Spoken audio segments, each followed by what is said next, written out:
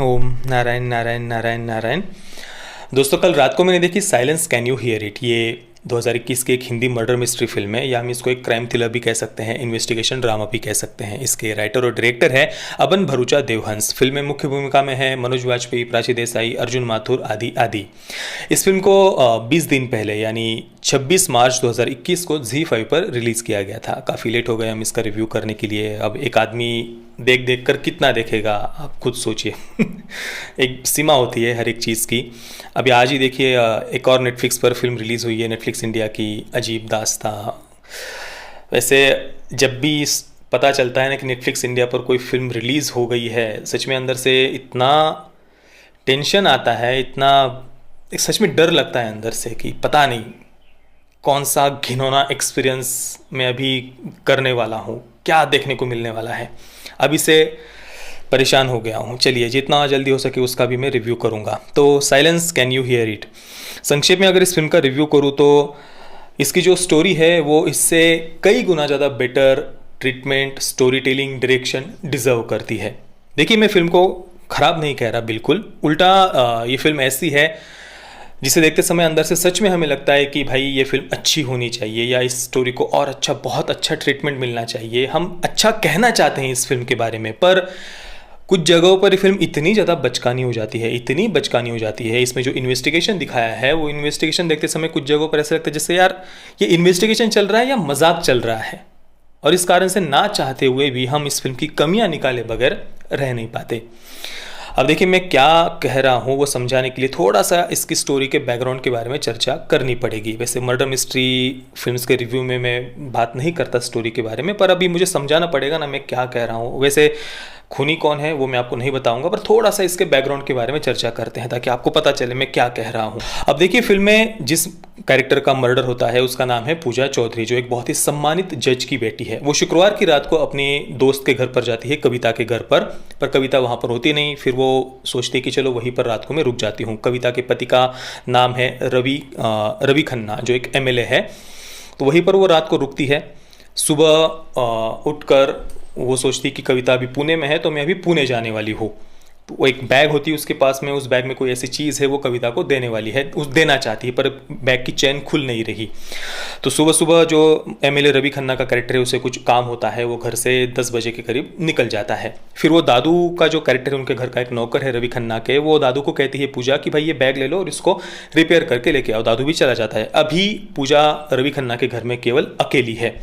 इसके बाद में थोड़ी देर बाद जब रवि खन्ना वापस आता है घर में, तो वो देखता है कि उसकी पत्नी कविता, जो पुणे में थी ऐसा उसे लग रहा था थोड़ी देर पहले, वो अचानक से उसके घर में उसे दिखाई देती है और वो बहुत घबराई हुई है और वो घबराकर सीढ़ियों से गिर जाती है और उसके बाद में वो कोमा में चली जाती है। और उस समय उसे पूजा के बारे में कुछ भी याद ही नहीं आता। ऐसा वो सबको बताता है कि भाई मेरी पत्नी कोमा में चली गई, मैं उसको लेकर हॉस्पिटल में डायरेक्टली चला गया और अभी उसकी पत्नी कोमा में ही है।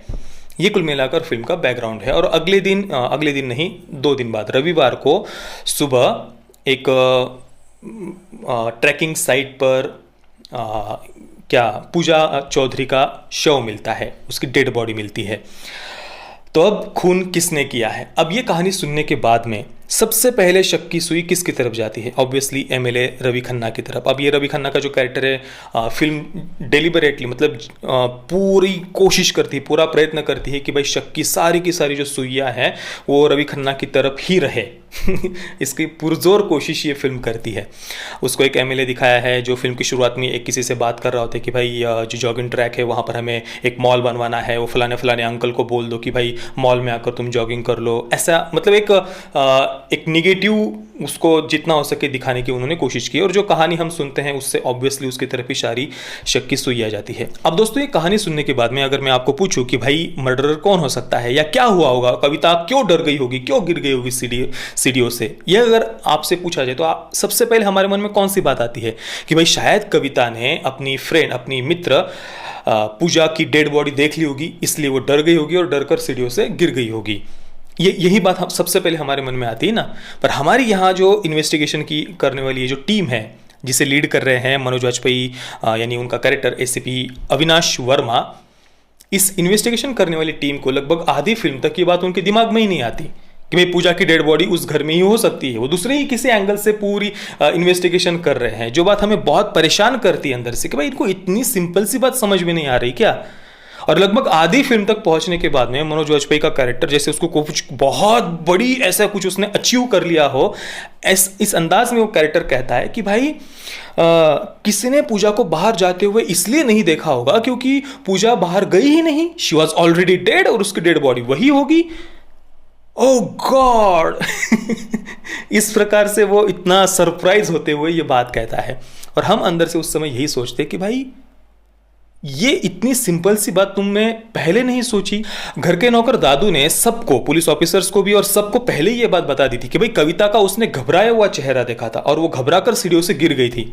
अब क्या ये बात मिस करने जैसी आप बताइए। अब एसीपी अविनाश वर्मा को बहुत ही ज़्यादा बहुत जल्दी केस सॉल्व करने में वो बहुत माहिर है, इस प्रकार से उसे दिखाया है। अब क्या इतना अच्छा पुलिस ऑफिसर इस बात को मिस कर सकता है? कोई बच्चे को भी कोई ये कहानी अगर बता देना कि भाई ऐसा ऐसा हुआ था, तो सबसे पहले उसके मन में यही बात आएगी कि उसने अपने फ्रेंड की डेड बॉडी देखी हुई होगी, और फिर शायद बाद में किसी ने पूजा की डेड बॉडी को ठिकाने लगाया होगा। ये ऑब्वियसली एक सिंपल सी बात है, पर यह बात किसी के दिमाग में ही नहीं आती। इसके अलावा एक और बहुत महत्वपूर्ण ऐसी बात को, क्लू को ये टीम इन्वेस्टिगेट ही नहीं करती, वो है पूजा का वो बैग, जिस बैग में से कोई एक वस्तु वो कविता को देने वाली होती है। उस सबसे पहले तो उससे ही इन्वेस्टिगेट करना चाहिए ना, उस बैग में ऐसा क्या था जो वो कविता को देने वाली थी, बराबर ना। पर उस बैग के बारे में तो ये टीम भूल ही जाती है। हमारे इतने होशियार पुलिस ऑफिसर अविनाश वर्मा के दिमाग में भी ये बात नहीं आती। फिल्म के बिल्कुल आखिर में फिर उन्हें याद आती है उस बैग की। मैं पूरी फिल्म में यही सोच रहा था कि भाई ये लोग बैग के बारे में कोई बात ही क्यों नहीं कर रहा। ऊपर से उस बैग में उन्हें 3 पेन ड्राइव मिले हुए होते हैं इस टीम को, और उसमें से एक पेन ड्राइव पर फेरीटेल लिखा हुआ होता है, और उसी पेन ड्राइव को ये टीम देखती ही नहीं, चेक ही नहीं करती कि उस पेन ड्राइव में क्या है। वाह भाई ये इन्वेस्टिगेशन चल रहा था या मजाक चल रहा था। इसके अलावा देखिए, फिल्म मैंने आपको पहले ही बताया कि जो एमएलए रवि खन्ना का कैरेक्टर है, सारी की सारी शक की सुइया उसकी तरफ ही घुमाई है फिल्म मेकर ने, फिल्म के डायरेक्टर ने।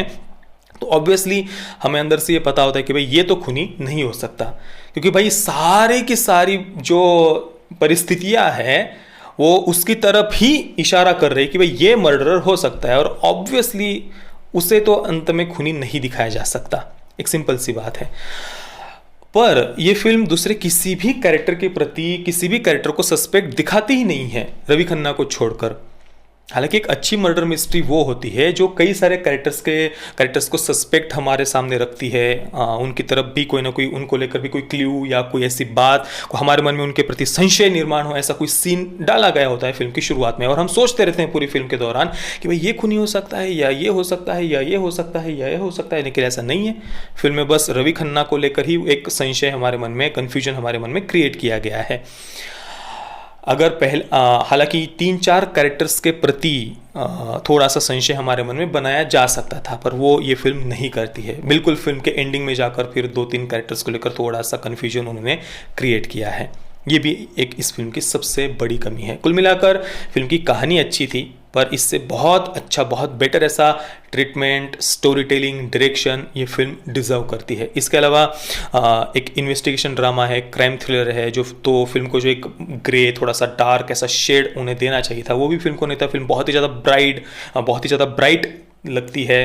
मतलब कलर्स में वो शेड्स हमें दिखाई नहीं देते।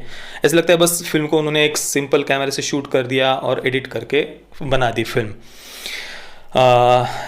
इसके बाद प्राची देसाई का जो कैरेक्टर था, मतलब इंस्पेक्टर संजना भाटिया, वो इंस्पेक्टर तो पता नहीं लग नहीं रही थी, ऐसे लग रहा था जैसे किसी फैशन शो में वो मॉडल बनकर आई हुई है, और साथ में ही उसके और एसीपी अविनाश वर्मा के बीच में थोड़ा सा जो एक कुछ प्रेम उन्होंने दिखाने की कोशिश की है, उसकी भी कोई आवश्यकता नहीं थी, या अगर दिखाना ही था तो और पता नहीं, मतलब मुझे वो ज़रूरी नहीं लगा।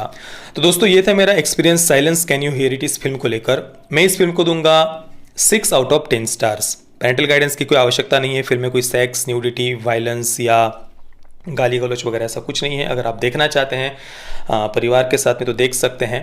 बाकी आपने अगर इस फिल्म को देखा है तो आपका एक्सपीरियंस कैसा रहा, मुझे आप नीचे कमेंट में ज़रूर बताइए।